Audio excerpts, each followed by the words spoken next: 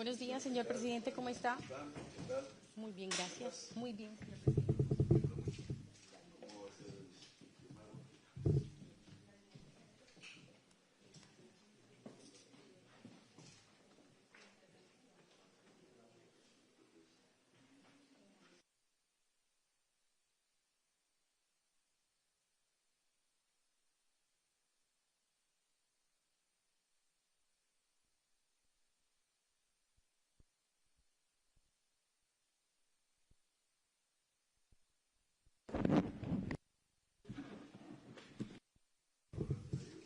Sí, señor.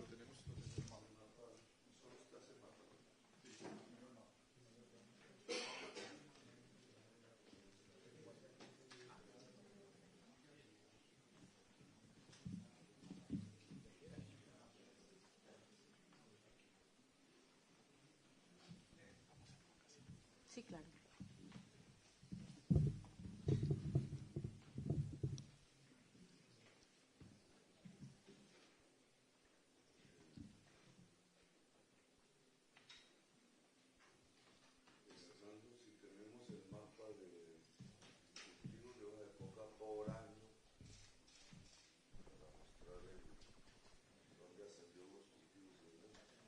El del ministro de Defensa.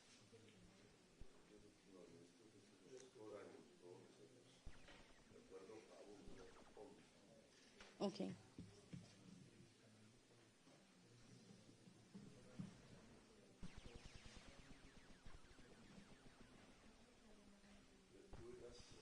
Sí, ok.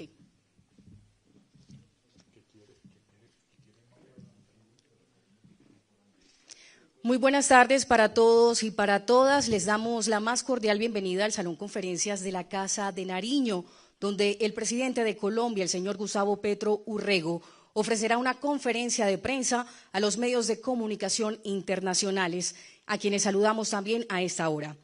El orden de la conferencia iniciará con la intervención por parte del señor presidente Gustavo Petro Urrego y al término se dará apertura al espacio de preguntas por parte de los medios de comunicación. Señor presidente, tiene usted la palabra.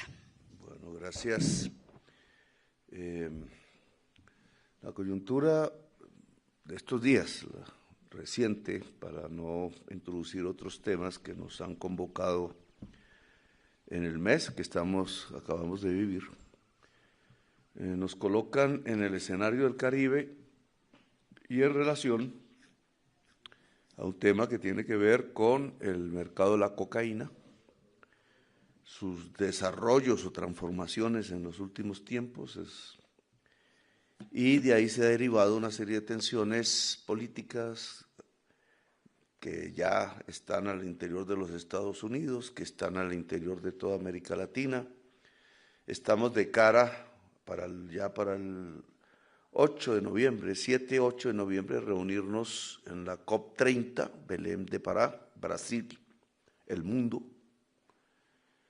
Quedará el interrogante si Estados Unidos asiste. Y versará sobre la crisis climática, un eje que ha sido de mi actividad política en la última década por lo menos, y es la prioridad de la política exterior de Colombia. Ustedes verán que tanto hemos alejado de esa prioridad, pero cuando llegué a este gobierno y por voto popular se estableció, y así está en la ley hoy, que la prioridad de la política exterior de Colombia es la lucha contra la crisis climática.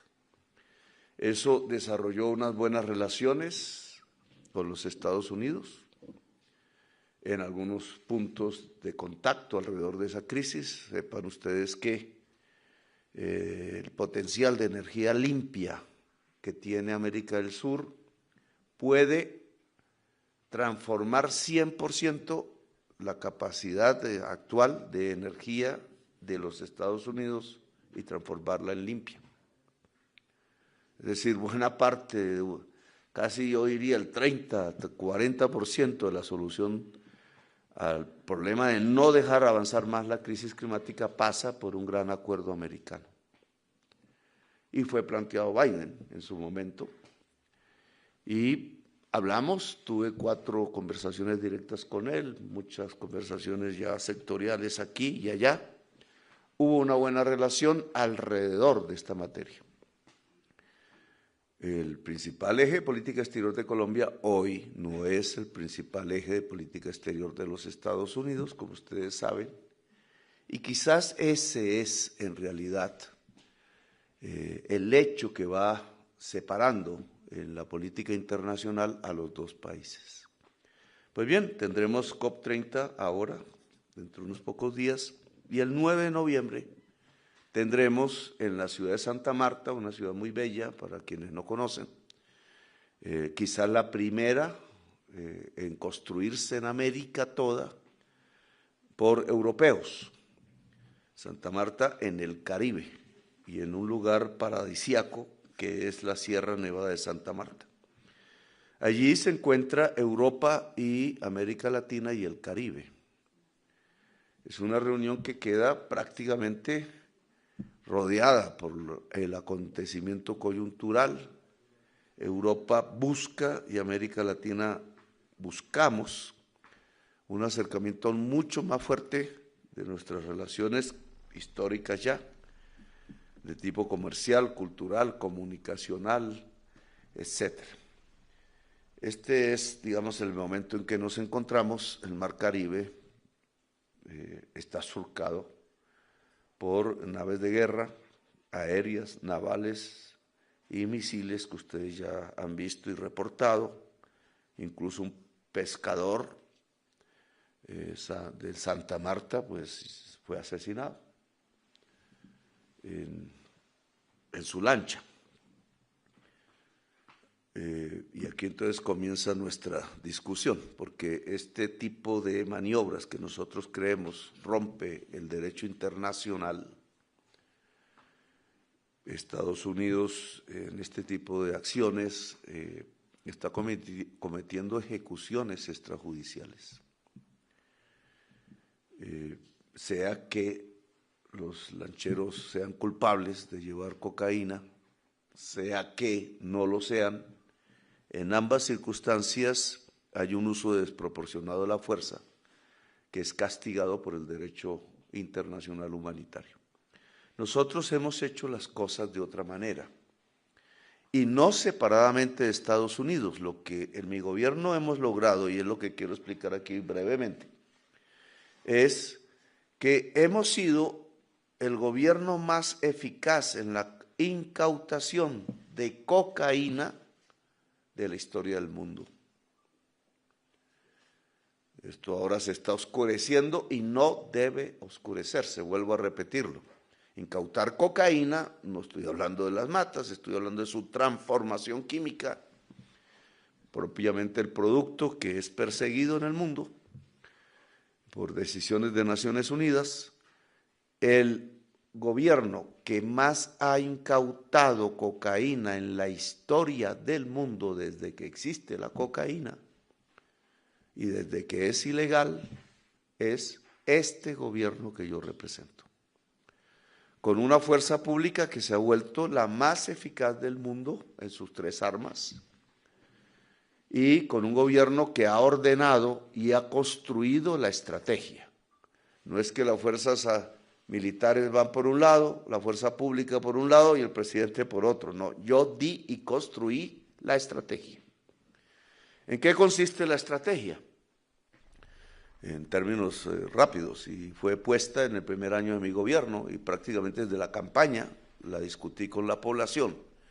Mi estrategia consiste en, primero, afirmar que la erradicación forzosa, donde no se contempla la voluntad del campesinado en los territorios selváticos, donde se cultiva la hoja de coca, ha sido un fracaso. Podría ir más atrás en el fracaso más general, pero quiero centrarme en este aspecto. Ha sido un fracaso en Colombia. Se puede demostrar con los cuadros que pedí, si es que me los han alcanzado, pero al contrario, si nosotros, esa es la estrategia, nos centramos en el narcotraficante, no en el campesino que siembra la hoja de coca y su cultivo, entonces seremos más eficaces. Hay una separación que es política a lo largo de estos últimos años, desde que Colombia, desde el año 1993, tiene hoja de coca, antes no tenía, y antes sí había mafia de la cocaína, pero la fase de producción de hoja de coca en Colombia comienza en 1993, hace 30 y pico años. Desde esa fase al presente se ha centrado la guerra contra las drogas, entre comillas, en alianza colombo-estadounidense, en golpear los campos de hoja de coca y allí al campesinado. El campesinado de Colombia tiene siglos de experiencia militar y responde a la violencia con violencia. Por eso hemos tenido una guerra de 70 años, una guerra que no es del narcotráfico, sino que se originó desde que los dos grandes partidos tradicionales de Colombia decidieron pelear entre sí, historia que no voy a repetir aquí para ahorrar tiempo. Hace 70 años hay una tradición, podría remontarse atrás, en donde cada vez que el Estado golpea al campesinado, en algún territorio, en alguna región, el campesinado se va a las montañas, se arma y empieza una guerra contra el Estado. Liberales conservadores, insurgencia Estado, en la Guerra Fría, incluso podría decir grupos armados, ya al servicio del narcotráfico y Estado, no hace muchos años. Nosotros no queremos repetir esa historia porque sabemos que no nos sirve a los colombianos y que nos mantiene permanentemente en la violencia. Por eso cambiamos la estrategia. A la clase política tradicional colombiana, lo que yo denomino oligarquía, un grupo muy pequeño y asentado en esta ciudad que ha gobernado a Colombia prácticamente en 2 siglos, no le ha interesado mucho la suerte del campesinado colombiano. Por eso nunca ha existido una reforma agraria en Colombia. Por eso el campesinado vive en condiciones miserables y en tierras miserables.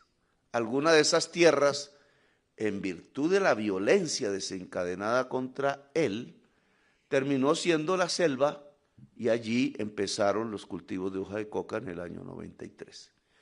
Luego, golpear al campesinado es algo que llevamos 30 años haciendo o más, no yo como político, a quienes me he opuesto, y el resultado ha sido siempre más violencia.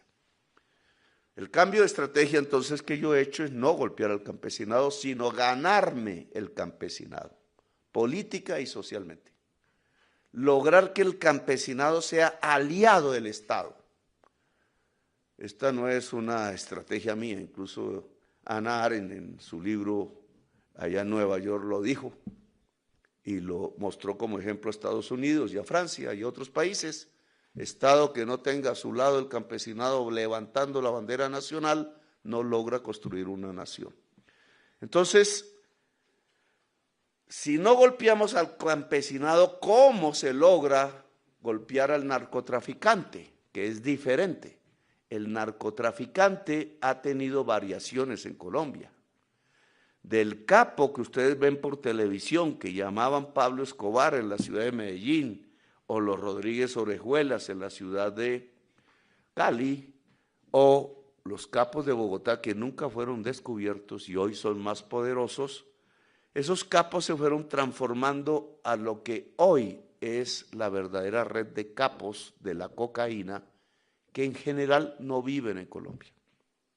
Algunos son colombianos, muchos pertenecen a mafias europeas diferentes, articulados con los colombianos, albaneses, italianos, franceses, etcétera, y aliados a mafias que se han configurado en América toda, uruguayos, paraguayos, mexicanos y estadounidenses, que poco aparecen en la prensa. El mercado de la cocaína hoy es dominado por multinacionales globales que no viven ni en las lanchas que ustedes sacan por televisión bombardeadas, ni en los campos de hoja de coca que hay en Colombia y en otros países, ni en esta ciudad siquiera. Viven en las grandes ciudades del lujo del mundo y mueven sus capitales, dado que son multinacionales, a través de los circuitos financieros del capital del mundo.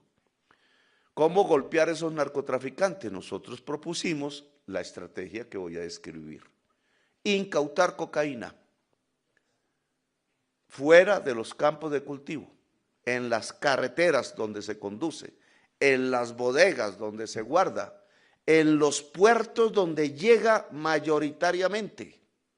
La cocaína mayoritariamente no sale en lancha, sale en grandes contenedores de buques mercantes escondida, en los grandes buques que van hacia Europa o que se van hacia Estados Unidos, que llegan a los puertos colombianos, si es del Pacífico, fundamentalmente Buenaventura, si es del Caribe, fundamentalmente Cartagena, Barranquilla y Santa Marta. Si ustedes hacen una tabla, cogen una tabla de tasa de homicidios de Colombia por regiones, encontrarán que de las regiones más violentas que hay en Colombia son los puertos, que incluye algunos aeropuertos. Eso significa que la ruta del narcotráfico de la cocaína hace de los puertos uno de sus lugares estratégicos porque es el lugar de envío. Controlar puertos para el narcotráfico ha sido una lucha, lo ha logrado,